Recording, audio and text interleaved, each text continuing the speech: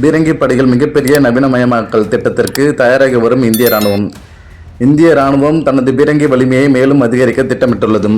கூடுதல் பீரங்கிகளை வாங்குவதற்கான ஒரு முக்கிய திட்டத்தை இந்திய ராணுவம் வகுத்து வருகிறது.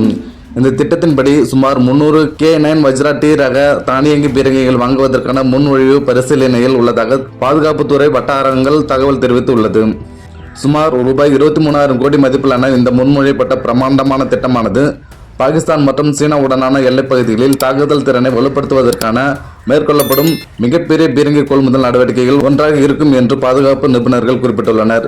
இந்த முன்மொழியப்பட்ட திட்டம் குறித்து வரும் நாட்களில் பாதுகாப்புத்துறை கொள்முதல் வாரியம் DPP தீவிரமாக பரிசீலிக்கும் என எதிர்பார்க்கப்படுகிறது. இந்த கொள்முதல் திட்டத்திற்கு ஒப்புதல் அளிக்கப்பட்டால் நாட்டின் மேற்கு மற்றும் வடக்கு எல்லைகள் என இரு பகுதிகளிலும் இந்தியாவின் நீண்ட தூர தாக்குதல் திறன் கணிசமாக வலுப்படும். இது தொடர்பாக பேசியிருக்கும் மூத்த பாதுகாப்பு அதிகாரி ஒருவர், பாலைவனம் மற்றும் அதிக உயரமுள்ள பகுதிகள் என இரு பகுதிகளிலும் K9 வஜ்ரா பீரங்கியை பயன்படுத்துவதில் கிடைத்த நல்ல அனுபவத்தை தொடர்ந்து இந்த திட்டம் முன்மொழியப்பட்டுள்ளது. சமவெளிகள் மற்றும் பாலைவன போருக்காகவே முதலில் வடிவமைக்கப்பட்ட இந்த பீரங்கி சீனாவுடனான ராணுவ மோதலுக்கு பிறகு கிழக்கு லடாக்கில் வெற்றிகரமாக நிலைநிறுத்தப்பட்டது. அங்கு மலைப்பாங்கான சூழலிலும் இது சிறப்பாக செயல்பட்டது என்றார். K9 வஜ்ரா டி என்பது 155 மில்லிமீட்டர் குண்டுகளை கொண்டது. தானாகவே இயங்கும் ஒரு ஹோவைச்சர் பீரங்கி ரகமாகும்.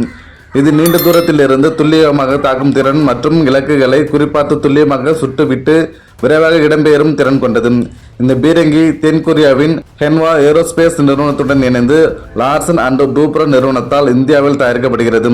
இதில் கணிசமான உள்நாட்டு தயாரிப்பு பொருட்கள் உள்ளது குறிப்பிடத்தக்கது.